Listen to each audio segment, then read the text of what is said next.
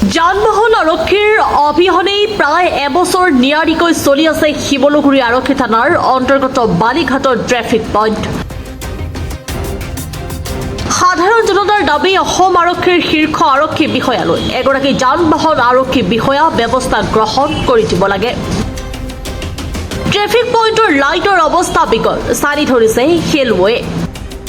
এটা ব্যস্ততাপূৰ্ণ পথৰ এটা ট্ৰেফিক পইণ্ট নাই, কোনো যান-বাহন আৰক্ষী। কিন্তু যান-বাহন চলোৱাৰ সকলো নীতি নিয়ম নিয়াৰিকৈ পালন কৰি নিয়াৰিকৈ চলি আছে শিমলুগুৰি আৰক্ষী থানাৰ অন্তৰ্গত বালিঘাটৰ ট্ৰেফিক পইণ্ট। এই পথেৰে যান-বাহনসমূহ অহা যোৱা কৰে শিমলুগুৰি, সোণাৰ, নাজিৰা, শিৱসাগৰলৈ। বালিঘাটতে অৱস্থিত গড়গাঁও মহাবিদ্যালয়ৰ লগতে কেইবাখনো আগশাৰী শিক্ষানুষ্ঠান।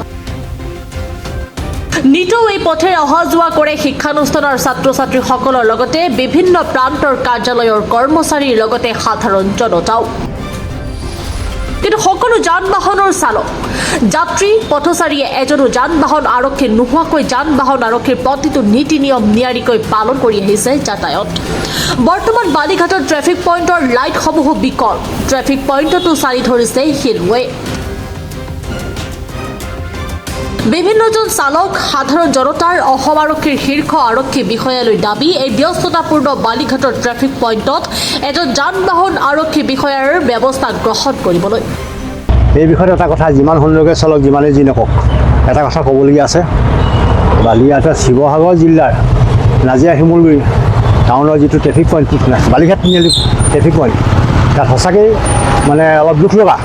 এইটো কাৰণে দুখ লগা, ইমান ভিৰ যাত-জোঁটত ট্ৰেফিক নোহোৱাকৈ চলি আছে। আমাৰ ৰাইজখিনিকো আমি ধন্যবাদ দিব লাগিব, সেইটো যে সজাগতাৰ মাজেৰে চলি আছে।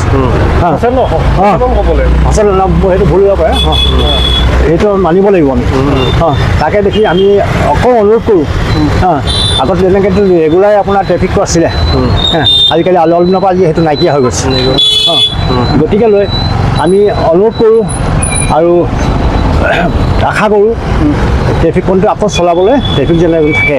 একচুৱেলি কি হয়, বালিঘাটৰ এই তিনিআলিটোৰ গাড়ী মটৰ যিটো মানে ধৰক যান জঁটৰ সমস্যা আছে, আৰু প্লাছ মানে আমাৰ এইডোখৰতে গড়গাঁও কলেজকে ইত্যাদি কৰি ওচৰতে ভেট একাডেমি, নাজিৰা জুনিয়ৰ কলেজ ইত্যাদি কৰি বহুত শিক্ষানুষ্ঠান আছে।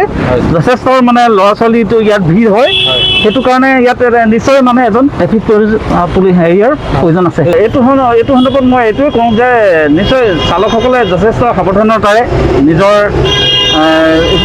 চলাই আছে, কিন্তু এক্সিডেণ্ট যিকোনো মুহূৰ্তত হ'ব পাৰে, সেইকাৰণে এজন ট্ৰেফিক পুলিচৰ প্ৰয়োজন আছে।